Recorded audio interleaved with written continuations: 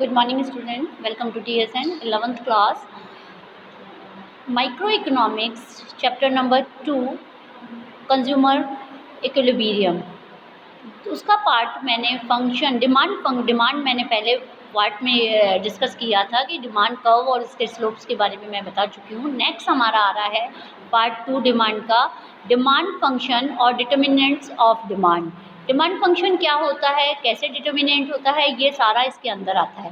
Demand function shows the relation between demand of a commodity and its various determinants.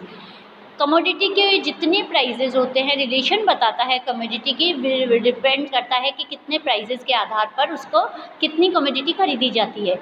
It shows how demand of a commodity is related to से on price of the commodity और income of the consumer. दो चीज़ों पे depend करती है, एक तो price पर और एक इनकम, जो ये मेन होता है. सो कॉरेस्पॉन्डेंस और to except of demand, vice versa, individual demand and market demand. We have two types of demand functions. Firstly, individual demand function and second is market demand function. Individual demand function. हमने पहले भी पढ़ा है कि individual curve मैंने बताए थे आपको कैसे होता है. अब हम इंडिविजुअल डिमांड फंक्शन के बारे में पढ़ते हैं. Individual demand function shows how demand of a commodity by an individual consumer in the market, कि जो एक पर्टिकुलर इंसान या व्यक्ति या एक इंसान खुद जो इंडिविजुअल होता है वो किस ढंग से डिमांड करता है किसी कमोडिटी की, और कैसे consumer individual consumer in the market is related to various determinants. किस ढंग से वो कौन कौन से कारण होते हैं, किस पे वो डिपेंड करती है उसकी डिमांड. फर्स्टली आता है, इसे हम एक फंक्शन के द्वारा समझाते हैं. जैसे आता है d x is equal to function of p x p r y t e. अब इनको डिफरेंट करते हैं. D x quantity demand of a commodity कहलाता है, जब quantity demand of a commodity of x. And next आता है p x on prices of commodity of x. On price मतलब कि उसका कितना प्राइस है कमोडिटी का. P r price related to the दूसरी गुड्स का कौन सा रिलेशन है उन प्राइस गुड्स से, रिलेटेड गुड्स से. Y is consumer income and t is consumers taste and preference. Y is the income of consumer and T is the taste or preference. E is consumer expectations, how consumer affect the commodity. Firstly हम start करते हैं अच्छी detail में आपको बता देती हूँ कि डिमांड फंक्शन पे कौन कौन से डिटरमिनेंट्स आते हैं. फर्स्ट आता है on price of a commodity. Other things being equal with a rise in our own price of the commodity, its demand constract and with a fall in its own price the demand expand. आपको पता है कि यदि किसी भी commodity का price कम होता है तो उसकी डिमांड क्या होती है, ज़्यादा हो जाती है. This inverse relation between on price of the commodity and its demand is called law of demand.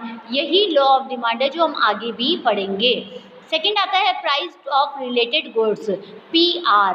इससे आता है demand of a commodity is also influenced by change in price of related goods. There are two types of goods, एक तो होता है subsidiary good और एक होता है कॉम्प्लीमेंट्री गुड्स.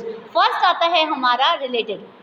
अब इसके अंदर हमारा आता है सब्सिट्यूट गुड कौन सी होती है, सब्सिट्यूट गुड कौन सी होती है.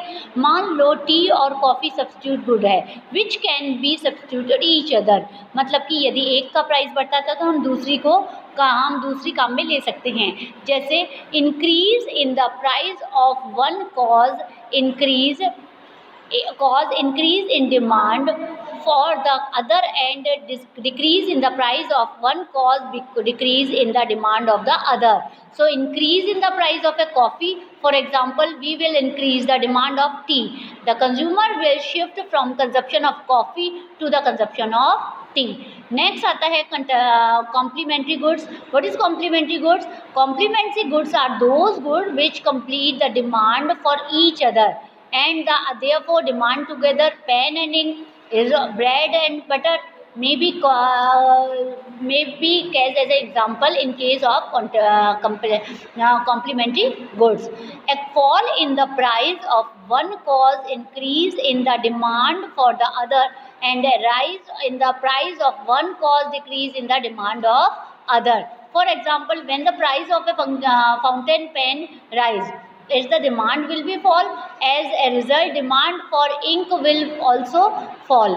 मतलब कि यदि फाउंटेन पेन का प्राइस बढ़ जाता है तो इंक का प्राइस भी बढ़ जाएगा, यदि फाउंटेन पेन का प्राइस कम हो जाता है तो इंक का प्राइस भी कम हो जाएगा। सो यहाँ हम इन दोनों गुड्स को कह सकते हैं कि एक है सब्स्टिट्यूट गुड और एक कम्प्लीमेंट्री गुड्स, इन दोनों में डिफरेंस बताया गया है यहाँ पर।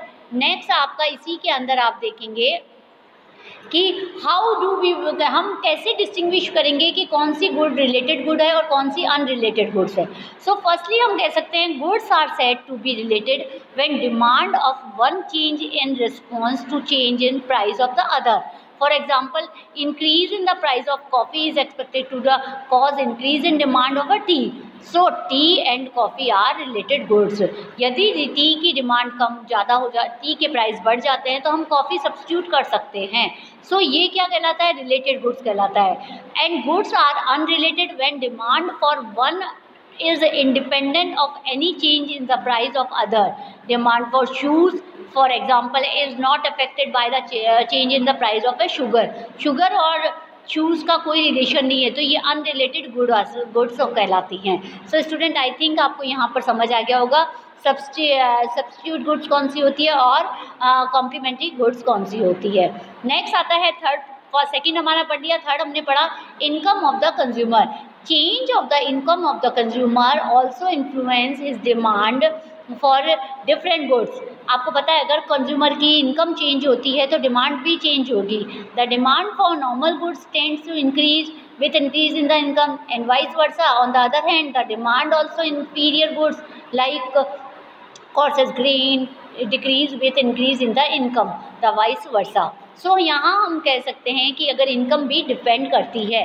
सो नॉर्मल गुड्स और इन्फीरियर गुड्स के बारे में आपको पता है कि नॉर्मल गुड्स क्या होती है और इन्फीरियर गुड्स क्या होती है। Normal goods are those in case which there is a positive relation between income and quantity demand. Other thing remaining constant, quantity demand increase in response